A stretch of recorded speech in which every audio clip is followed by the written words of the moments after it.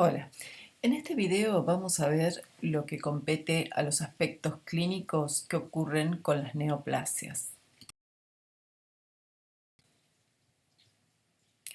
Cuando nosotros observamos la clínica y la morbimortalidad asociada a las neoplasias, esto tiene que ver con ciertas características. Por ejemplo, la localización de ese tumor, que puede ser benigno o maligno, pero a veces la localización determina una morbi o mortalidad. La actividad funcional que pueda tener esta lesión, ya sea benigna o maligna, o la posibilidad de que generen síndromes paraneoplásicos. También hay complicaciones del tumor en sí, o por el tumor en sí, ya sea que produzcan hemorragias, que el tumor sufra un infarto, que haya una infección tumoral o que haya una obstrucción en una cavidad. Y por último vamos a ver la caquexia asociada a la neoplasia. Cuando analizamos la localización, y habíamos dicho, ya sea tumores benignos o malignos, pensemos sobre todo en tumores benignos que están ubicados en un sitio muy complejo. La imagen que ustedes pueden observar ahí es un adenoma de hipófisis. Recordemos que la hipófisis está ubicada en el medio del cerebro, está conectada o asociada, digamos, está conectada al cerebro por un pedículo.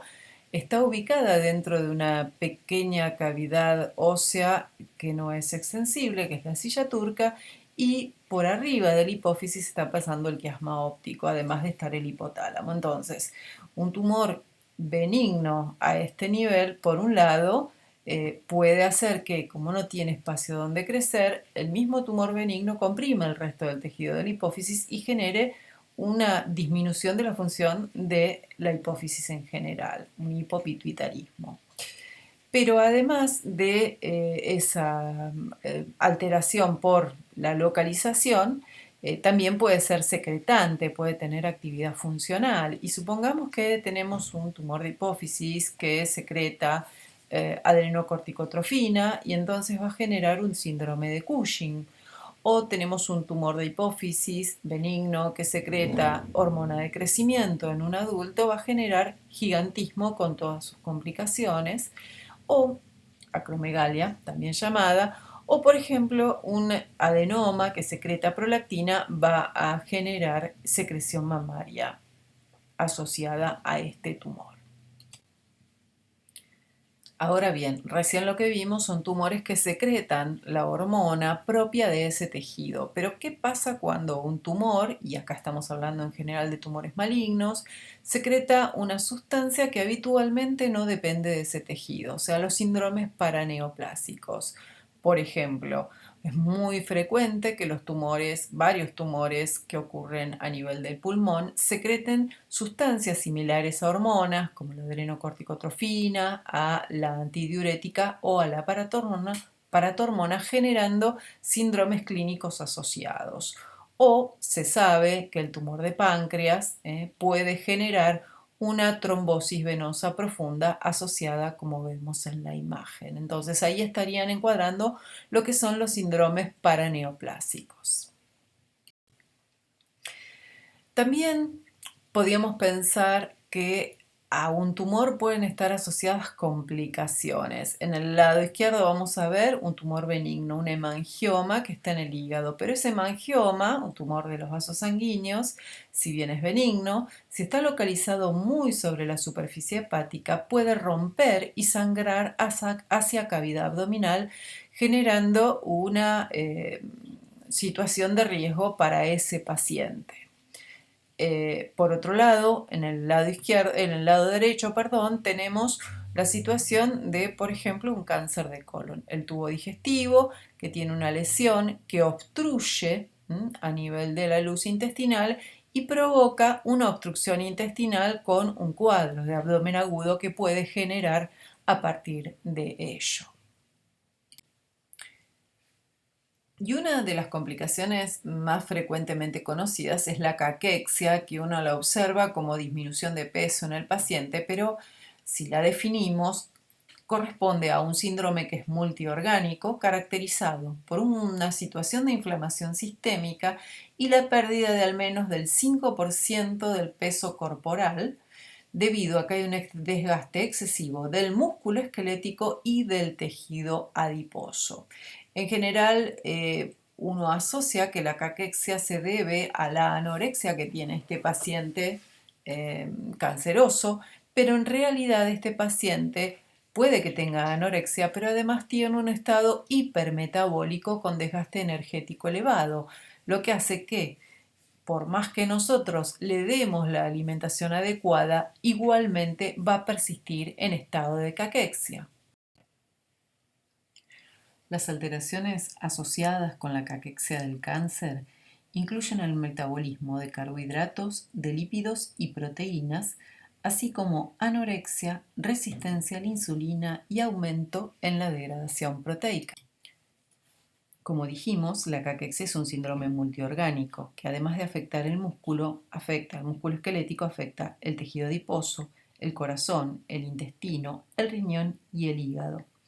De hecho, la causa final de muerte en los pacientes caquéxicos, además de el tumor y sus metástasis, puede ser una muerte súbita por una arritmia o una hipoventilación, eventos tromboembólicos por la agregación plaquetaria, alteraciones cardiorrenales por la disfunción renal o el compromiso de las funciones inmunes generando una supresión inmune. En la imagen ustedes pueden ver los distintos órganos o tejidos afectados y la alteración y complicación que se produce a partir de ello. Por ejemplo, si tomamos el músculo esquelético, observamos que hay una gran degradación proteica que genera debilidad. Todas estas alteraciones se producen a partir de citocinas y mediadores químicos. Recordemos que en la definición habíamos dicho que en la caquexia había una inflamación sistémica asociada a la misma. Dentro de ellas, muchas de las proteínas de fase aguda que secreta el hígado son las que van a provocar gran parte de estas alteraciones.